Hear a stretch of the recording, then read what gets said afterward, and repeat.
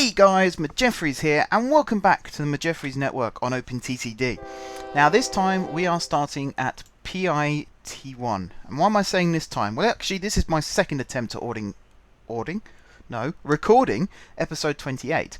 Unfortunately my desktop has started doing this thing where it likes to switch off at the most random of times. It overheats, and I don't really know how it overheats because, you know, the only thing that's cool is no, that's not right either. The only thing that's warm is the actual cooling fan on top of the processor itself, which you might think, well, there's your answer then.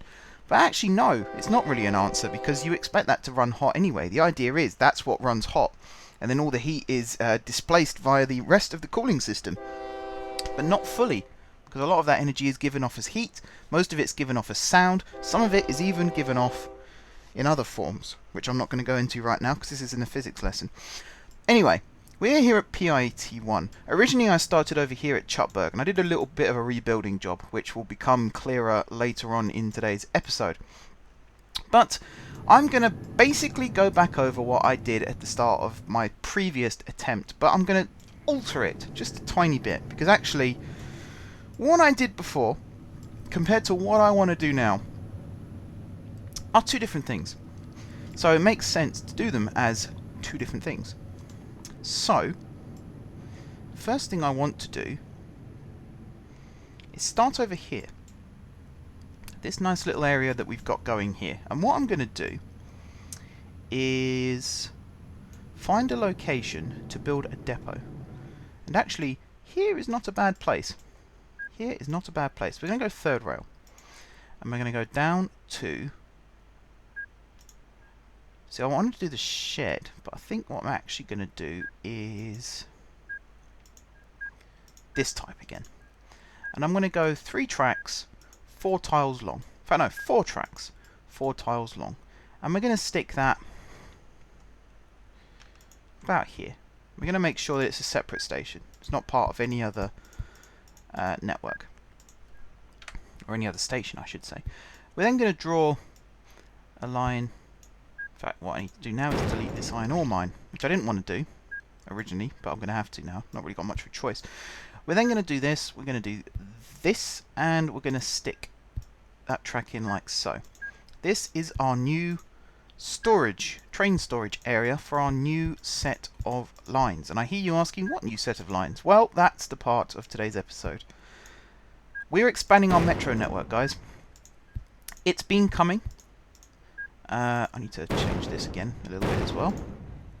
It's been coming. We've got this this metro network running. It's running smoothly. That's what I was doing off camera. Is I was actually viewing the metro service and seeing how it runs. And actually, it runs like a dream. Trains are interlaced with each other perfectly. There's a little bit of stoppage here and there, but actually, I've said this before and I'll say it again. London Underground, that happens way more than it should. So actually that's not unrealistic at all. In fact, it's more realistic than you could ever imagine. And that's telling you something there. Don't want to change that, we want to upgrade that. And then we want to upgrade this, and then we want to remove this one. Okie dokie. So that's done. That's all good. We'll put... I know what I have done, because I've forgotten to put the crossover in. That's fine. It means we'll have to put ones like that in, which I was trying to avoid doing in the first place, but I don't want to rebuild the entire station now, so we're going to have to do it like that. That's not a problem. And there we go. This is our new system. What was I talking about? Oh yeah, the trains interlace with each other perfectly, and here's a good example of seeing this, because this is where express trains stop, metro trains stop, although again, these aren't metro trains. I already said this in the previous take, but I'll say it again because you won't know it otherwise. These ones here aren't metro trains. What these are all stopping services, like the little Stadler Kiss we've got down here. Now, as I say that they're beautifully interlaced, they are starting to bunch up again, but that's due to a little problem that I had off camera, which I originally fixed in the first take, fixed it off camera this time, so it's all going to work fine again. It's to do with Chutberg was a bit of a mix-up, and here was a bit of a mix-up as well, because originally I didn't have this as dual power like it is now. So that's all fine, that's all fixed. Trains will eventually work themselves out. I'm completely going off topic, so we're going to go back to this. Now we're going to do cargo capacity. That's not cargo capacity. We're going to go to past. That's not wrong one again. I keep clicking the wrong one. Not good. Here's our little metro friend. Because this one is going to be metro. Of course it's going to be metro. Why would it be anything else? And here we are going to change this so that it is the right type of track. Tunford, yeah, Tunford's going to become a through station in more ways than one. Our little train here, right, we are going to go straight through here, straight through Drunninghead. We're actually going to go, in fact the first stop, let me just look at this, the first stop should be in this direction. So I actually need to get rid of these signals that I've only just put down. You and you. Like so. And, god damn it, keep clicking the wrong thing. You. And then we'll just upgrade this one. That one is fine. And we'll move this one to there. Perfect. We then need to stop closing this window because I need it open still. We're going to electrify all of this. Like so. We're going to electrify all of this. This little bit here, this little bit here, this little bit here, and then we're going to do dual voltage, dual power, all the way through PIT1. And then we're going to go first destination, guess what? PIT1. Perfect. Just want to make sure actually that this is dual power all the way through. Yes it is. Good. Then our next stop is going to be Drunninghead. See, I wanted to do Tunford, but I think we have trains reversing in the same way. It could work. Could work. Let's see. Yeah, okay. For this one we will. So it's going to then go to Tunford, then it's going to go to Drunninghead, then it's going to go to Tinninghall, and then it's going to go up here to GSG via P1 and P2. It's then going to go down here to Lunwood. And again, this is something that I needed to fix because I did do it off camera and, as you know, crashed. So we'll do that, and we'll do that just to get these crossovers in case we need them, which also then means we need to, I don't even know why I kept that signal there in the first place. It should never have been there anyway. And we might as well get rid of that one as well for decoration. Right, we've done Lunwood. We did Lunwood. Good. So now we're going to do Lunwood West. Then we're going to do Prampool. Then we're going to do Sunston Woods. Then we're going to do Bartburg. Then we're going to do Sunningville. And you can tell already that we're following the existing route. You can see the trains. Darninghead. Yep. Darninghead Woods. Now, instead of going this way, like we did before, we're going this way. And we're going to complete the loop. And that's the sole point of this line. And again, previous take, I did a little ramble about how it's our version of the Circle Line. It's not going to be called the Circle Line due to continuity. We're going to keep all the lines under the same type of name, the same, what's the word I'm looking for? Format, that's the word. Going to keep it under the same format. So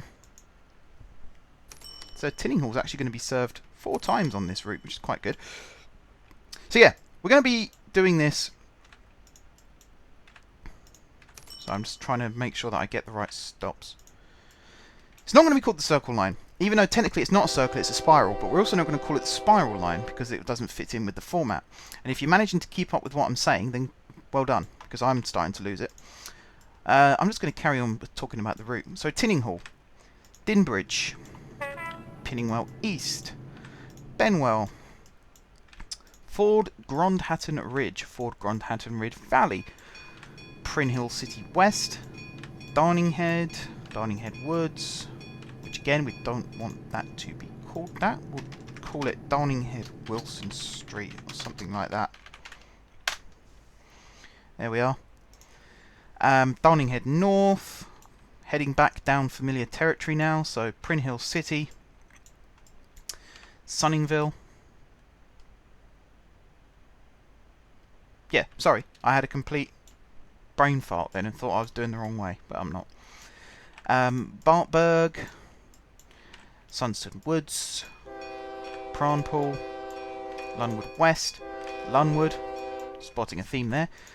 And then back to GSG, and then out of GSG to Tinning, oh wait, sorry, to Lunwood, then to Tinning Hall, then down here to Drunninghead, and then to Tunford, and then finally back to PIT1, and then to the depot, and then to the sidings here.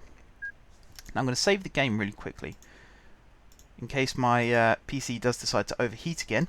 And I'm also going to just quickly stop and start the recording again, just so that I don't lose this footage. So bear with me, guys, I will be right back. Okay then, guys, so a little while later, we are back here where we were before, except I have filled the timetable of the train. So you can see some of these didn't quite fill properly, so I had to alter them. So the ones that tend to have 3s are the ones that I had to change. The rest of them are all filled in automatically. And it's actually done a pretty good job. I'm quite pleased with that, apart from the ones I had to change, of course. We are now going to clone the train. I'm going to do it, let's see, let's think, 12 times, so we'll end up with 13. So 3, 4, 5, 6, 7, 8, 9, 10, 11. I'll tell you what, I'll leave it at 12, just like that. And we're then going to do the start date. We're going to set it on the exact date that it currently is in game, and we're going to start her off. And then, because I'm feeling adventurous, I'm going to start them all off. And the reason I'm doing that, there are only 3 platforms in PIT1 that the train can actually use. We're going to leave it at that. In fact, yeah, 3 platforms, which means there's another 4 that the other trains can use. So with a bit of luck, in fact, there's only 2 platforms they can use coming in from this end. So I might have to fix that.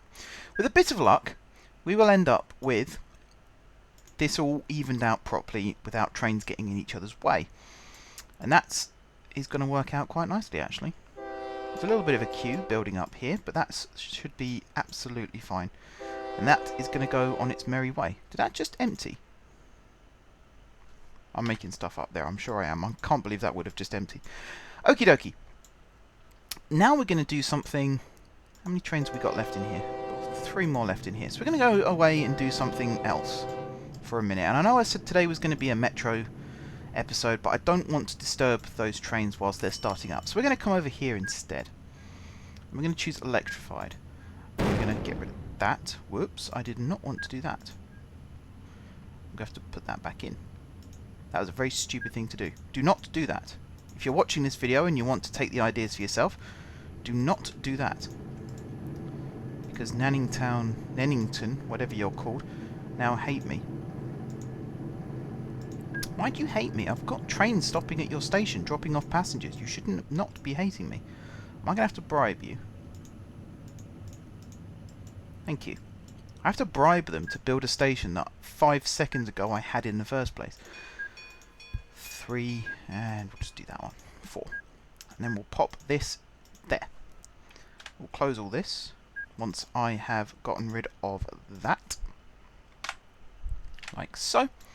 I'm going to save my game again quickly just to make sure that I don't lose anything. So far it's behaving. I've taken the old spritzer out and sprayed the inside, so it should be okay, but you can never be too careful with these things. Okay, do I go for the Stadler Kiss? Do I go for this one? How long is this, by the way? 3.5. How fast is it? 125. Yeah, it's too fast. Sorry about that. It's a little too fast for what I want to do. See, the option I want to do is this one. It holds 1,548 passengers. The problem is we have trains that use this line that run at 100 miles an hour. We don't really want to block those off. So the solution is we're going to have to choose the Stadler Kiss because it goes 101 miles an hour and runs pretty much where it's supposed to. We're going to increase this to 6 parts so it's the same size as the other trains on the system. And we are going to timetable it, or at least we're going to set up its route. So the first place it's going to stop is at Nennington Valley. And then it's going to come over here, it's going to go via Northern Terminus, and it's going to stop at Chutburg Woods. Which is now looking very nice, very lovely. I like the fact we have these back-to-back platforms, I think that's very cool. It reminds me a little bit of Clapham Junction on the Overground, even though it's not the same setup at all, because those platforms actually run directly parallel. What they did was they took a sledgehammer and they cut out a part of the platform like that, and then they laid this track next to it. So the trains actually arrive from the same direction, but one's slightly offset for the other, so that the platform actually goes to double its length further down, and that's where the other train stops. It's quite a weird and unique way of doing it, but apparently it works for them, so who am I to say anything about it? Anyway, we are now going to do the boring all-stopper service. And if you've ever been on an all-stopping train, you know exactly what I mean when I say boring. Sometimes when I go to London, I try and get the fast train that goes straight to King's Cross. Only stops at 3 stations on the way. It used to be 2, it's now 3. And then the 4th stop is King's Cross itself. As I say, it's now 4 stops because they decided to add New Barnet to the list for some reason. Whether that just happened to be the day that I was travelling in, they decided to add that stop, or it's a permanent thing, I do not know, because I haven't been to London since. But if you get on the stopping train, it's about an hour, I think, compared to half an hour if you don't get on a stopping train. And it's agony. It's absolute agony. You barely get up to speed and then you slow down and stop again. It's just awful. Whoever thought that was a good idea? Oh wait, I did, because I'm doing it right now. Anyway, this train is only going to go as far as Tunville, and then it's going to terminate and it's going to run back.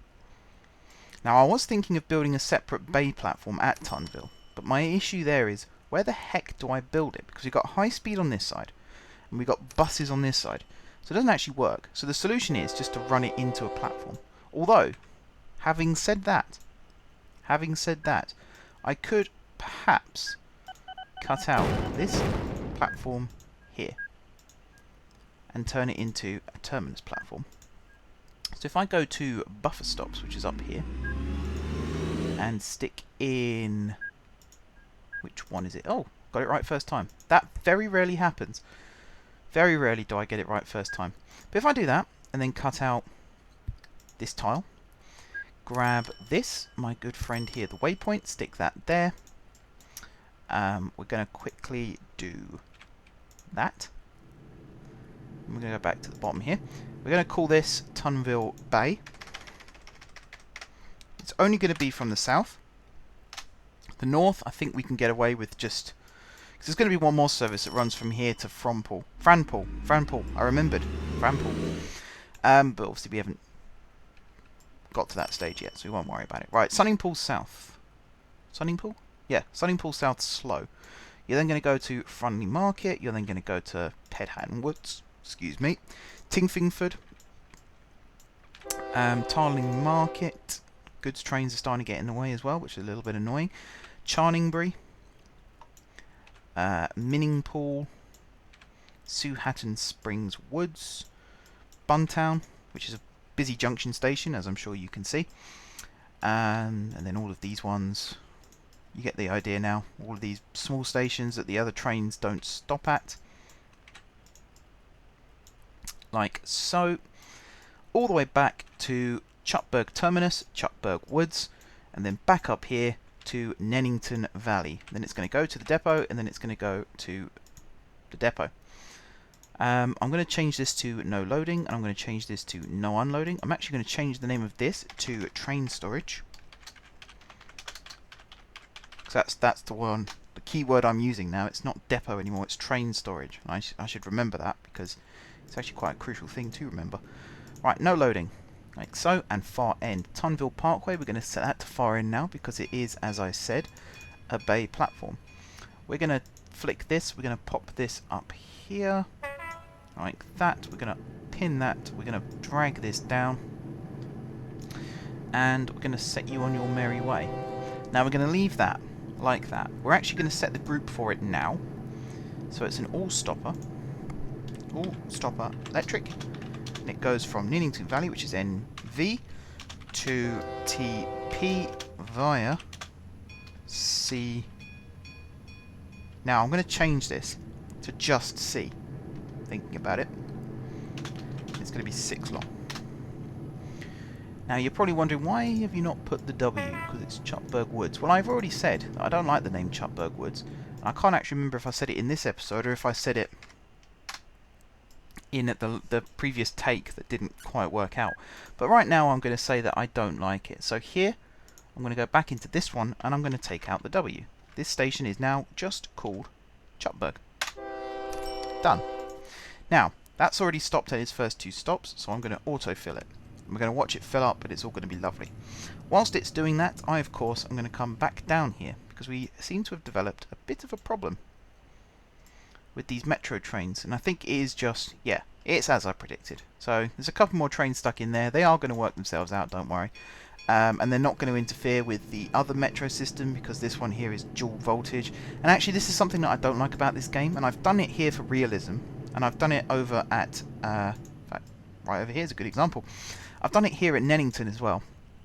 If you ever get on a train, if you ever get on a Thameslink train, and I believe it's Farringdon where it happens, it might be City Thameslink though. It used to be St Pancras, I believe, or King's Cross Thameslink, as I think the old station that St Pancras International replaced. But you'll notice that the train pulls in. The pantograph drops if you're heading south. If you're heading north, the third rail shoe lifts up, and then pantograph goes up. If you're heading south, pantograph comes down, third rail shoe goes down. And then it picks up the voltage here, and it leaves. Now, obviously, it can't leave until, you know, it's changed its power supply. Otherwise, at this point here, the third rail ends, and at this point here, the catenary ends. Same problem if you go on the Javelin from St Pancras. Again, St Pancras is a trend here. You stop at Ebbsfleet International. If you stop at the high platforms, the high-level platforms, you'll see the same thing happen. And if you play Train Simulator, you actually get to do that. If you stay on the low-level platforms, the same thing happens at Ashford. You know, the pantograph changes into a third rail. On here, though, you don't have to do it in a station. So, for example, if I just change this little stretch of track here to a catenary instead of third rail, the train will just pass over it, no problem. Which is very unrealistic. You can't actually do that. You can't change the power supply like that. There's a whole system that goes on within the actual train, so that it knows that it's picking up a different type of voltage, because AC is above and DC is below. That's the way I remember it anyway. So it picks up 25 kV, which is 25,000 volts AC from the wire above. But it picks up... Oh god, now there's a question. How much does it pick up from third rail? I can't actually remember off the top of my head. I think it's like 630 or something like that. It might be 620 actually. Might be 620 from third rail, and that's DC. And if you don't know what they are, AC is alternating current, DC is direct current. Basically, AC is like flicking a switch on and off continuously. DC is you flick the switch on and you leave it. Again, this isn't a physics lesson, so I should probably not treat you like idiots, because I'm sure you actually know that already. I don't need to tell you. So there's a little bit of clever wizardry that goes on within these trains that actually are able to transfer between the two types of power, which is why you have to stop. And conveniently they do it at stations so that you can actually stop. There probably are clever trains now that can do it whilst moving, but it's probably not advised. There are also areas in catenary called neutral zones, which is where you're supposed to shut off the power, and even though the wire is still there, there's no power running through it. And it's just so that if you stretch a wire over a long period of distance, which is not a period at all, if you stretch a wire over a long distance, eventually you'll get sort of dead zones. So they put these neutral zones in so they can actually provide power continuously and consistently along the wire. And you're not supposed to apply power to the train whilst you're doing that. In the old days it used to break the train. It doesn't do that anymore, but what you get is a huge jolt when the power stops being applied as you enter the neutral zone, and then another big jolt as you exit the neutral zone, and suddenly the train picks up power again. It's not advised. It's not very comfortable. So what was I saying? We have the little switch over. I wish that they would have it that this train would not be able to just switch over like this. It would have to stop first, hence the station. Hence the third rail and the catenary being on the same stretch. Also, again, this used to happen at Farringdon. It doesn't anymore, which I think it is Farringdon that does the switch over. Because Farringdon's been rebuilt as part of the Thameslink programme, the platforms that used to head off towards Moorgate, which is also a third rail station, the line there has been blocked by the extension to the platform, so that link doesn't exist anymore. But what it used to be was the train would arrive. If the third rail connection didn't work, so in other words, if it could only get power still from the pantograph because there was a breakage somewhere, it would run off into the side track. So here, for example, we've got this, which is why this was originally built. I wasn't actually ever intending to actually start a train service from it. It just happens to be accidental that I decided that actually we're going to have an all-stopping service running from Chutberg. Why not have it run from here to start with? But that's the system that I've got in mind. This is how it's going to work. I think it's quite clever, personally. Little realism things that actually end up becoming part of the network. But yeah, they were used to run the trains off into that little stretch of track until they were fixed, so they wouldn't actually block platforms. So again, I think it's a pretty clever idea. But that's a very brief explanation as to how the two systems work. And I think, I'll check this actually, I'll very quickly Google it, but I think it is 620 or 630. UK third rail voltage. Whoops. 750 volts. I was close. I was very, very close. The other clever thing about the railway system in Britain is you might notice if you've been in London, the London Underground doesn't have 2 rails, it doesn't have 3 rails, it has 4 rails. And you're probably wondering what that 4th rail is for. And it's actually, I think it's clever, you might not. Again, I just want to quickly check that I've got my facts right. Yes, that's what I got confused with. Okay, so the outer rail on the London Underground is 420 volts. So it's positive 420 volts. And it runs in exactly the same way as this third rail does. It provides power to the train. The inner rail is powered at minus 210 volts. And the reason they've done that is so that there's an actual difference, supply voltage difference of 630 volts, which is the power that the train actually receives. And I think that's quite clever. It's not advised to touch either of those rails because they will likely kill you, or most definitely kill you. But I think that's quite cool that they don't have to supply the voltage as high necessarily. I think it's because it's in tunnels, it's therefore quite dangerous. And also those rails are on like ceramic raised disc things. That's to isolate it from the tunnel. Otherwise there'd just be lightning flying everywhere as the train constantly sparks against the side of the tunnel, which it doesn't do actually, it doesn't touch the tunnel, but it arcs against the side of the tunnel. And if you don't know what an arc is, it's basically if you ever did the experiment at school where you put electrodes into copper sulfate, if you touch the electrodes together and you saw a spark, that's arcing. It's basically the power is jumping from one electrode to the other across the gap. That's exactly what arcing is. And if you're on the London Underground and you see a spark fly out from under the train, don't panic. That's just where one outer rail ends, the next one begins, and it's just the shoe of the train arcing with the rail. So what you're actually watching is the power that supplies the train. You can actually see it, bright blue. It can be quite frightening if you're in a tunnel, especially if you're in the deep surface tunnels. That's where it gets a bit frightening. Anyway, I am talking my head off here right now, and I've probably sent a lot of you to sleep. But there's my little physics lesson for you. I'm very, very, what's the word? Not enthusiastic, but I'm very interested in knowing how these systems work, and I'm hoping there's some like-minded people out there who are also interested. And if you are, then congratulations, you're at the right place. If you're not, then I will change the subject immediately. The train is on the way back. That's another key thing. It's currently carrying 540 passengers, which is actually its limit, so I need to be careful about that. What my original mission was to carry every single passenger to every single station. That's now impossible. We cannot possibly be able to do that. So we're going to have leftovers. It's going to cost us. We're not going to end up with as big a profit as we'd like, but, you know, it's the best way of being able to actually do it. Why are you sitting there?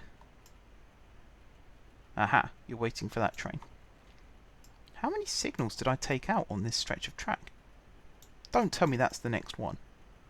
No way. I'm going to have to put a signal back in. I'm going to put it there. That's way too big a gap. I think I took it out actually because the trains were struggling, the freight trains that is, were struggling to get up this hill. Oh.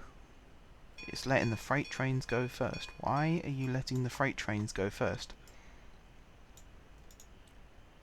You must be running really late now. Because of that. Blimey. Not advisable. And in fact, there's our train. About to run over that little bridge. Here it is. So that's strange. Why it decided to do that. Why the freight train takes priority, I will never know. That shouldn't be the case. In fact, if I check my earnings quickly, because it fluctuates. You see here was positive. because we didn't buy any new vehicles. And then here we bought new vehicles, and oh look, it went negative. That's a big difference, actually. Where did the other... Oh, because I bribed the local authority as well. So if it wasn't for that, we'd have made a pretty hefty profit, actually. We'd have made 6 million again. So that shows you that we are making profit. And there's still loads of lines that we haven't linked up yet. So I'm very optimistic now. Remember a couple of episodes ago, I was stressing that we weren't going to be able to break even anymore. We're going to lose loads of money and end up going bankrupt. And I was talking about having to save the company and all that stuff. Doesn't look like I have to now. It looks like it's sorting itself out.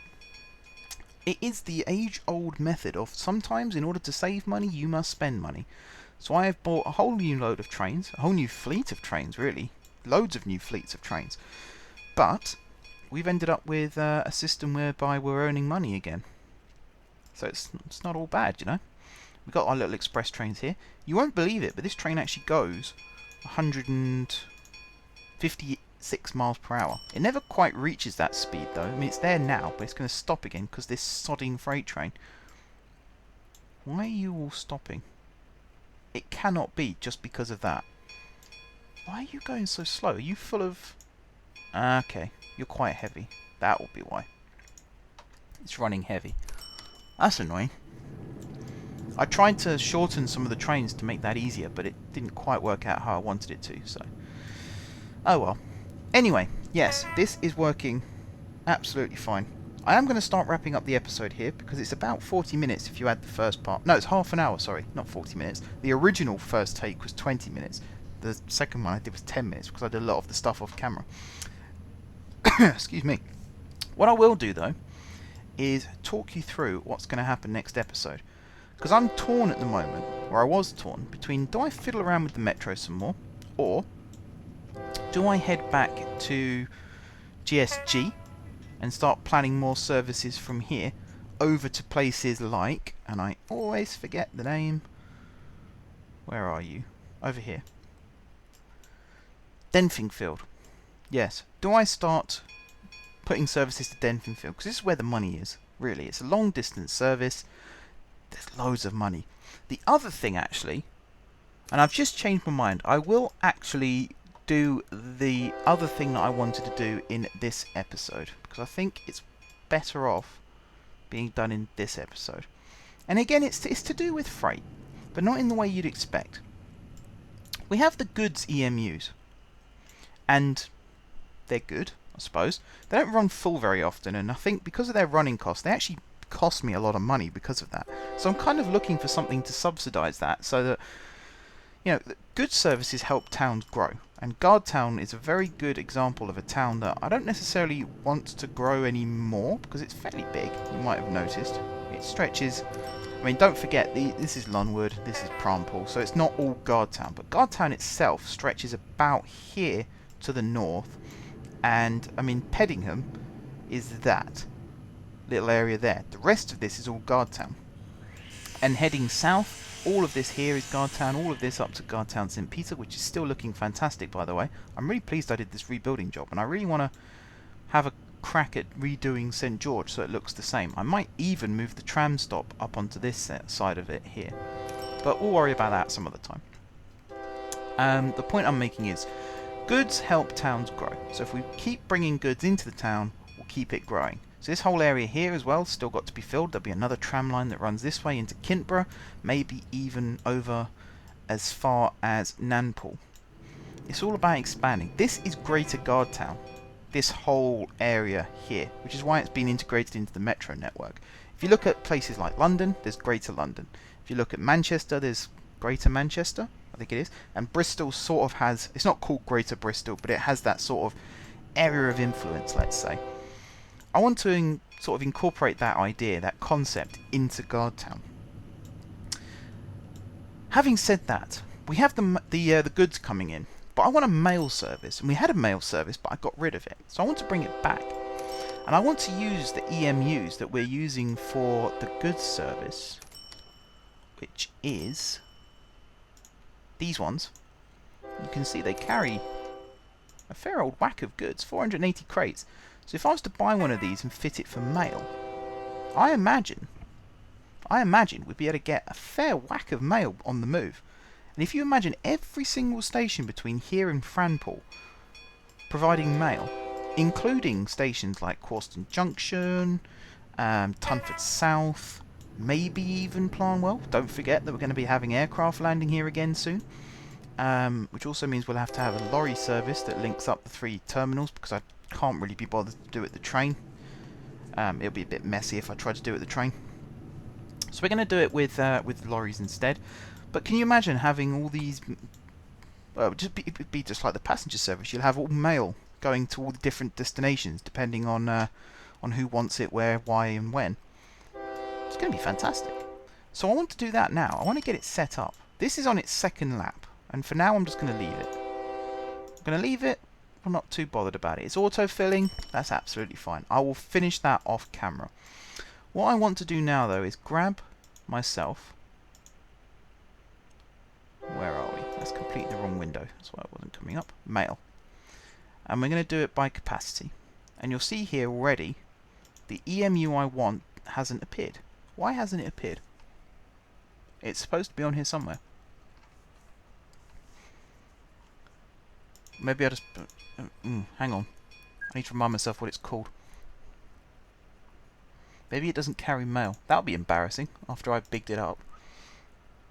You are called the Cargo EMU.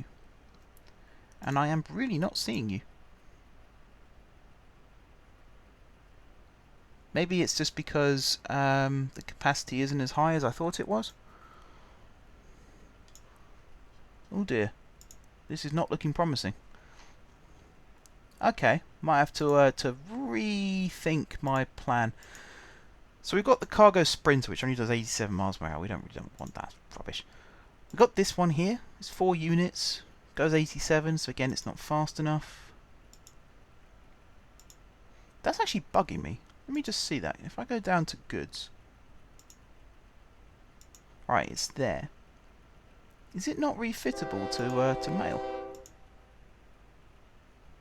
It is not refittable for mail. That's actually very disappointing.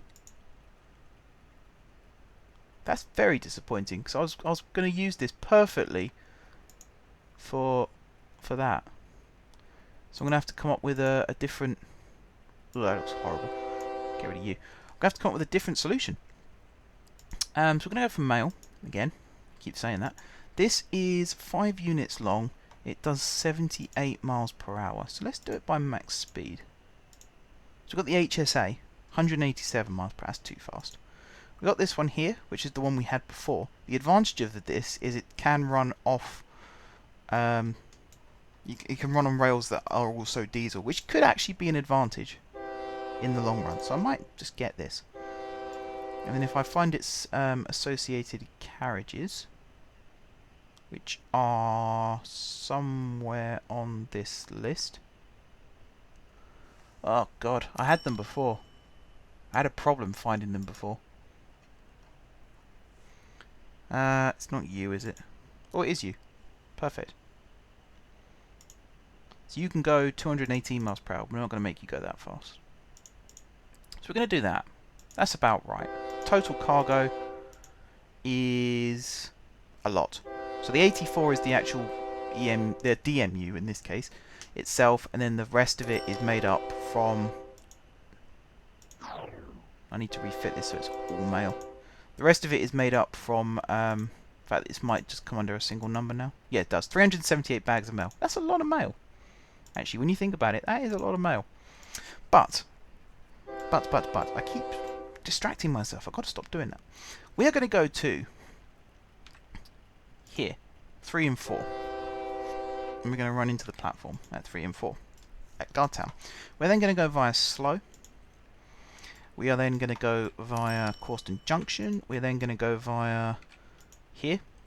Do I want to stop here? It does accept mail, so it's probably worth it.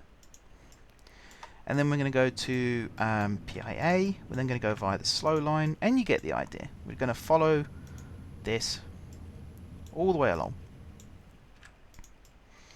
All the way along. Now I want to make sure it should just go to the right bit of Chutberg. I've never had any problems from the south, only from the north, because of the way the crossover here works. So that should be fixed. Pondhead, yep. Flintwood? Yeah, Flintwood. Sunning Pool. Preffing Pool. Denfingberg. And the beauty of these trains now is I can actually have lots of different services running from one particular location. And I think that location will be Pranpool, because it's the northernmost town. Okay, this service is starting at Guardtown, but I think the overall hub where all the different services will converge will be there. Either there or maybe no, it can't be Honford.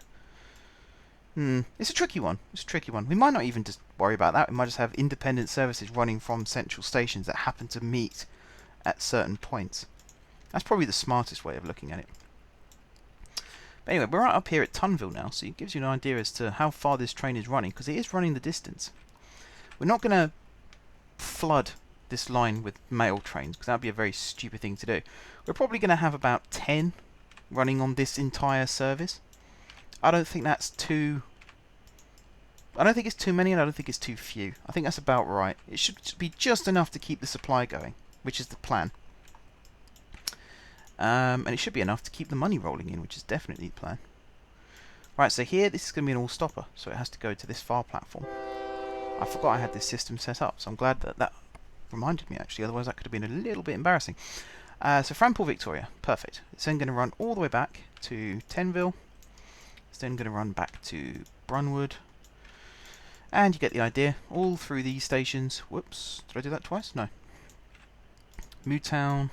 Some of these town names, ridiculous. Some of them are really cool, like Hunworth Falls actually sounds like a place I'd want to live in.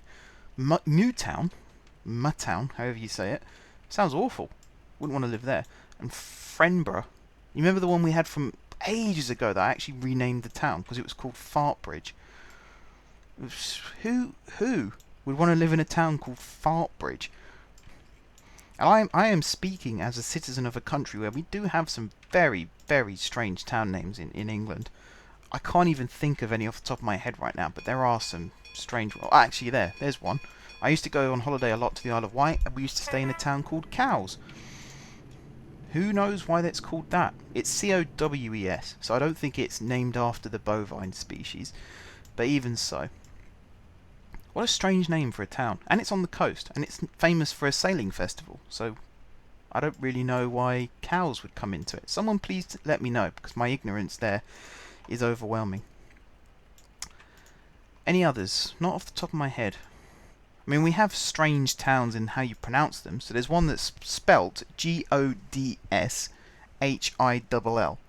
And I used to call it Godshill, but no, it's called Godshill. But you don't know that, because SH is sh, and there's not a hyphen or anything, so you don't really know that it's not Godshill. People used to laugh at me when I said that, and I never really understood why, until someone actually said, no, it's Godshill. Again, that's on the Isle of Wight. There's a model village there, actually, it's quite nice. I highly recommend it if you're passing through. Not that I work for the Isle of Wight Tourist Board or anything, because I really don't. This is my job. Anyway, we're nearly back at base. So...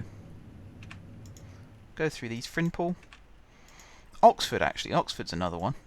If you want to know the origins of Oxford, there's the river there, Thames. Although in Oxford, it is called something else.